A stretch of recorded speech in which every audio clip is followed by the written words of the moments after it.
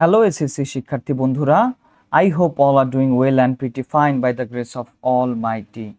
So আজকেও আমরা suffix prefix practice করব, আর এটা হচ্ছে ঢাকা বোর্ড 2017 সালের প্রশ্নটি। ওকে, সো বরাবরের মতোই আগেও যারা ভিডিওগুলোকে দেখেছো তারা তোমরা সবাই জানো যে আমি বলি তোমাদেরকে এগুলোকে মনোযোগ দিয়ে ভালো করে শোনার চেষ্টা করতে, ক্লুগুলোকে মনে রাখতে, যাতে করে তোমরা রিয়েল কোনো এক্সাম অ্যাপ্লাই করতে পারো। সো চলো, without dealing any time, let's get started. আমরা একটু পড়ে নিই এখানে কি বললো। Flowers are the symbol of love and pure. Okay, ফুল ভালোবাসা ও পবিত্রতার প্রতীক। Okay, so flowers are symbol of love. Love হচ্ছে একটা নাউন, আমি এন লিখে দিলাম। ওকে, নাউন। আর আমরা জানি অ্যান্ড, এই যে কানেক্টর বা কনজাংশন অ্যান্ডের আগে যেই শব্দটা থাকে, যে পার্টস অফ স্পিচে হয়, তার পরেরটাও একই পার্টস অফ স্পিচ হয়, মানে এই পিওরকে আমাদেরকে নাউন করতে হবে। ওকে, আর পিওরের নাউন হচ্ছে পিউরিটি, বিশুদ্ধতা। ওকে, অথবা পবিত্রতা। যে ফুল হচ্ছে ভালোবাসা ও পবিত্রতার প্রতীক। They are known for their beauty and fragrance মানে কি?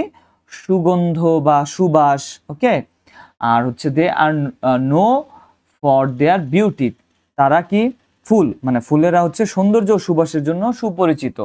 সো বেসিক্যালি এখানে রয়েছে বি ভার্ব, আর আমরা জানি বি ভার্বের পরে কি বসে? অ্যাডজেক্টিভ বসে। ওকে, সো নোকে আমরা ভার্বের 3 নাম ফর্ম অ্যাডজেক্টিভ নোন, অথবা তুমি এখানে চাইলে ওয়েল নোনও দিতে পারো। ওয়েল নোন, সুপরিচিত, একটা প্রিফিক্স যোগ করলাম, আর আবার ওই পাশে সাফিক্স করলাম।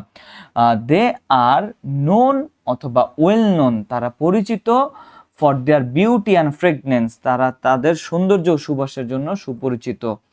সাম ফ্লাওয়ার্স, কিছু ফুল, আর কি যে note for their fragrance and some are for their beauty, কিছু ফুল আমরা বলতে পারি তার সুগন্ধের জন্য, আর কিছু ফুল তার সৌন্দর্যের জন্য উল্লেখযোগ্য। এই নোটকে আমাদেরকে অ্যাডজেক্টিভ করতে হবে। দেখো এখানেই বলেছিলাম বি ভার্বের পরে অ্যাডজেক্টিভ বসে, সো এখানেও বি ভার্বের পরে অ্যাডজেক্টিভ হবে, আর নোটের এবেল থেকে আমাদের করতে হবে নোটেবল, TABLE, নোটেবল, অ্যাবেলিবেল, ফুল, টিভ, এগুলো দিয়ে আমরা সাধারণত অ্যাডজেক্টিভ করি। নোট থেকে আমাদের করতে হবে নোটেবল। যে some flowers are notable for their fragrance and some are for their beauty, কিছু রয়েছে সুগন্ধির জন্য খুবই উল্লেখযোগ্য, আর কিছু রয়েছে সৌন্দর্যের জন্য উল্লেখযোগ্য।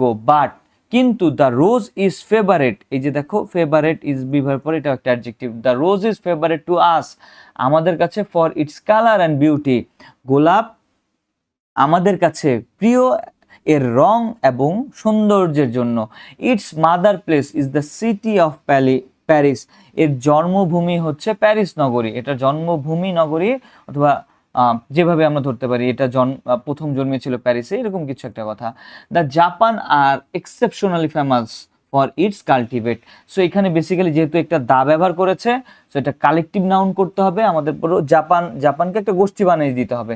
সো জাপানকে আমরা বলতে পারি কি? Japanese, Japanese.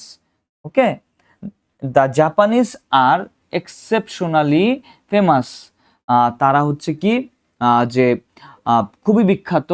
ফর ইটস হচ্ছে পসিভ ফর্ম পরে বসে নাউন, এই ভার্বকে বানিয়ে দিতে হবে cultivation,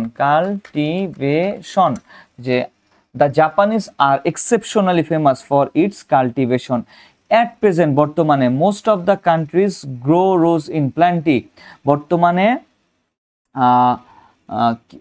most of the countries আমরা বলতে পারি যে বেশিরভাগ দেশ, বর্তমানে বেশিরভাগ দেশ প্রচুর পরিমাণে গোলাপ কি করে? উৎপাদন করে, বা এইরকম কিছু।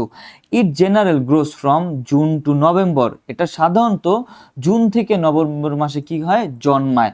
সো এটা ইজিলি আমরা বুঝতে পারতেছি, এখানে একটা অ্যাডভার্ব অফ ম্যানার হবে, জেনারেলকে বানিয়ে দিতে হবে জেনারেল লিখবো হবে, আরেকটা অ্যালয়। ওকে, এইভাবে লিখতে হবে জেনারেল অ্যালয়, তার মানে দুইটা অ্যাল হবে। Okay, generally, it generally grows from June to November, এটি সাধারণত জুন থেকে নভেম্বর মাসে ফোটে। ইটস সেন, মানে গোলাপের সেন, মেক্স আস, এইটাকে আমাকে অ্যাডজেক্টিভ করতে হচ্ছে, চেয়ার থেকে কি করে? কিভাবে করে? চেয়ারফুল করে, তাই তো? প্রফুল্ল করে, চেয়ারফুল, CHEERFUL, চেয়ারফুল।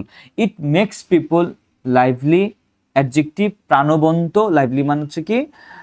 প্রাণবন্ত, সজীব, লাভলি, এরকম সজীব, লাভলি, অ্যাফেকশনেট, স্নেহময়, প্রেমময়, এরকম কিছু। সো আমাকে এটা অ্যাডজেক্টিভ করতে হচ্ছে, অ্যাফেকশনকে করতে হচ্ছে affectionate, okay, affectionate and so on. কি বললো? এটি মানুষকে সজীব, প্রেমময়, স্নেহময় এবং আরো কত কি করে তোলে। By grow rose in plenty, প্রচুর পরিমাণে, হ্যাঁ, গোলাপ উৎপাদন করে, we can export them and solve our employment problem. So এটা হচ্ছে একটা প্রিপজিশন রয়েছে, প্রিপজিশনের পরে ভার্বের আইনজি যোগ হয়, মানে আমাদেরকে এখানে অ্যাডজেক্টিভ করতে হবে আইনজি ফর্ম করে, ওকে। যেমন এই যে প্লেইং ক্রিকেট, যেমন ইটিং রাইস, মূলত সিম্পল সেন্টেন্স থেকে আনা। ইটিং রাইস, ভাত খেয়ে আই ওয়েন্ট টু স্কুল, ঠিক আছে। তারপর playing cricket we won the first prize, এই টাইপের বাক্য এটা, ওকে। যেমন ক্রিকেট নাউন, নাউনকে মডিফাই করে অ্যাডজেক্টিভ, সো আইনজি যোগ করে এটা অ্যাডজেক্টিভ হচ্ছে। যেমন রাইস নাউন, সো ইটিং। ঠিক এরকমই গ্রোকে করতে হবে আমাদের গ্রোয়িং, GROWING, গ্রোয়িং রোজ।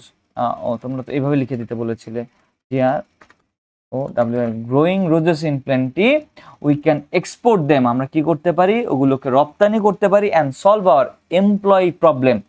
আওয়ার পসিভ ফর্ম নাউন হবে, so problem noun, noun adjective হবে, এমপ্লয়ি না এমপ্লয়িকে বানাতে হবে আগে নাউন, তারপর আমরা করে নিচ্ছি EMPLOYMENT, এমপ্লয়মেন্ট প্রবলেম। আমরা কি মানে এমপ্লয়মেন্ট না আনএমপ্লয়মেন্ট, মানে বেকারত্ব সমস্যা দূর করতে পারি। সো এবার একটা প্রিফিক্স যোগ করতে হবে আমাদের, আনএমপ্লয়মেন্ট প্রবলেম, ওকে। সো তাহলে হয়ে গেল হচ্ছে এটা। সো এটা আমি কেটে দিলাম, আমি এটা উঠাই দিলাম। তো এই হচ্ছে আমাদের ঢাকা বোর্ড 2017 সালে প্রশ্নটি। সো আশা করি তোমরা এগুলোকে প্র্যাকটিস করবে এবং কাজে লাগাবে। সো সবাই ভালো থাকো, সুস্থ থাকো, god bless all of you.